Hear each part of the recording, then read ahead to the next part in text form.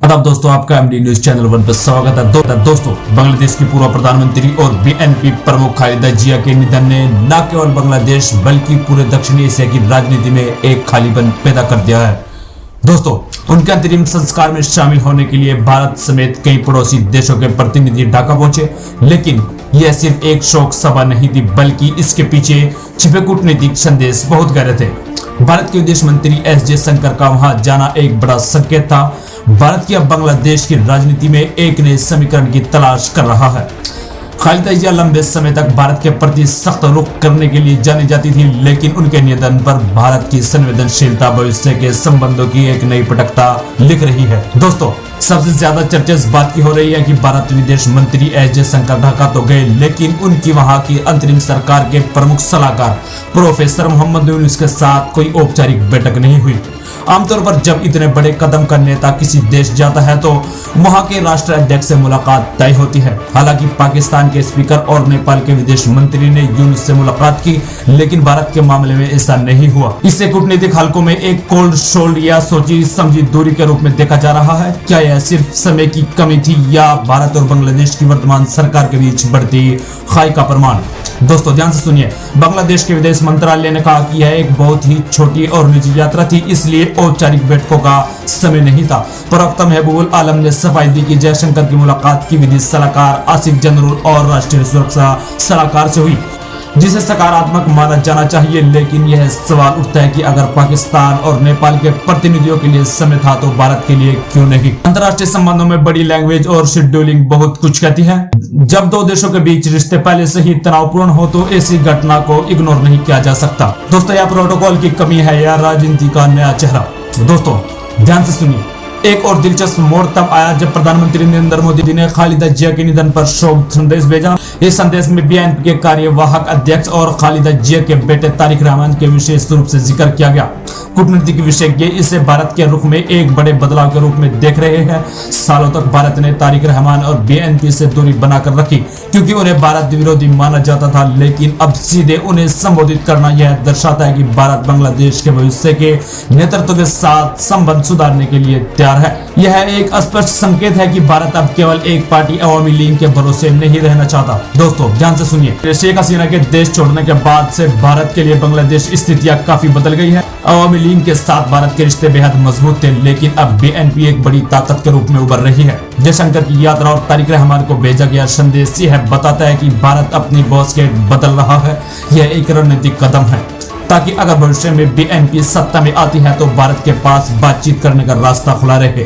हालांकि इस प्रक्रिया में वर्तमान अंतरिम सरकार के साथ रिश्तों में एक तरह की ठंडी दूरी साफ नजर आ रही है, जो भारत के लिए एक बड़ी चुनौती बन सकती है। दोस्तों, खालिदा जिया का निधन सिर्फ एक घरेलू घटना नहीं रही, बल्कि इसने पूरे दक्षिण एशिया के शक्ति संतुलन को एक मंच पर ला खड़ा किया है। पाकिस्तान, नेपाल, भूटान, श्रीलंका और मालदीव, इन सभी देशों ने अपने उच्च स्तरीय प्रतिनिधि भेजे।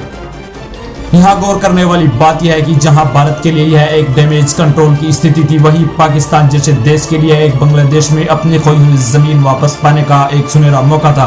जब इतने सारे देशों के प्रतिनिधि एक साथ एक ही उद्देश्य के लिए पहुंचते हैं तो वहां केवल शोक व्यक्त करने तक सीमित नहीं रहता, बल्कि बैकडोर डिप्लोमेसी, पीछे के दरवाजे से बातचीत का जरिया बन जाता है। दोस्तों, पाकिस्तान के स्पीकर सरदार अयाज सादिक की सक्रियता ने भारत रणनीतिकारों के कान खड़े कर दिए हैं, क्योंकि बांग्लादेश की बदलती राजनीति में अब नए खिलाड़ी अपनी जगह बना रहे हैं। दोस्तों, इस दौर की सबसे विवादास्पद बात यही रही है कि अंतरिम सरकार के मुख्य सलाहकार प्रोफेसर मोहम्मद यूनुस ने किसके साथ बैठना पसंद किया और किसके साथ नहीं। प्रोटोकॉल के हिसाब से देखें तो पाकिस्तान के स्पीकर और नेपाल के विदेश मंत्री के साथ उनकी औपचारिक मुलाकातें हुई, लेकिन भारत जैसे सबसे बड़े पड़ोसी देश के विदेश मंत्री के लिए उनके पास समय नहीं था। इसे पिक एंड चूज की कूटनीति कहा जा रहा है। कूटनीति विशेषज्ञ मानते हैं कि यूनुस सरकार शायद भारत को यह संदेश देना चाहती है कि अब बांग्लादेश की विदेश नीति केवल दिल्ली के इशारों पर ही नहीं चलेगी। यह रवैया भारत के प्रति एक तरह की नाराजगी भी दर्शाता है, क्योंकि भारत ने लंबे समय तक शेख हसीना सरकार का बिना शर्त समर्थन किया था। दोस्तों, पाकिस्तान के संसद अध्यक्ष सरदार अयाज सादिक की मोहम्मद यूनुस के साथ हुई बैठक के गहरे अर्थ निकाले जा रहे हैं। कई दशकों तक बांग्लादेश और पाकिस्तान के रिश्ते सन 1971 के घाव की वजह से ठंडे रहे थे, लेकिन शेख हसीना के जाने के बाद वहां की अंतरिम सरकार और बीएनपी दोनों का रुख पाकिस्तान के प्रति नरम हुआ है। पाकिस्तान इस मौके का इस्तेमाल भारत के प्रभाव को कम करने के लिए कर रहा है। अगर ढाका और इस्लामाबाद के बीच रक्षा या रणनीतिक सहयोग बढ़ता है तो यह भारत की राष्ट्रीय सुरक्षा के लिए एक नई चुनौती बन सकता है। दोस्तों, विदेश मंत्री जयशंकर की यात्रा के दौरान पाकिस्तान को मिली अहमियत यह साफ करती है कि बांग्लादेश की इंडिया फर्स्ट नीति अब इंडिया न्यूट्रल या इंडिया सेकंड में बदल सकती है। दोस्तों, ध्यान से सुनिए, भले ही मुख्य सलाहकारी से मुलाकात नहीं हुई, लेकिन जयशंकर की बातचीत विदेश सलाहकार आसिफ जनरुल से हुई। आसिफ जनरुल मौजूदा अंतरिम सरकार के सबसे प्रभावशाली चेहरों में से एक है और उन्हें छात्र आंदोलन का वैचारिक समर्थन प्राप्त है। उनसे बातचीत करना भारत की एक सोची समझी रणनीति का हिस्सा हो सकता है। भारत अब समझने की कोशिश कर रहा है कि बांग्लादेश की नई कानूनी और प्रशासनिक व्यवस्था किस दिशा में जा रही है। नजरुल जैसे नेताओं के साथ संबंध बनाना भारत के लिए इसलिए जरूरी है क्योंकि वे सीधे तौर पर उस जमीनी बदलाव को प्रतिनिधित्व करते हैं जिसे अवामी लीग के 15 साल पुराने शासन को उखाड़ फेंका।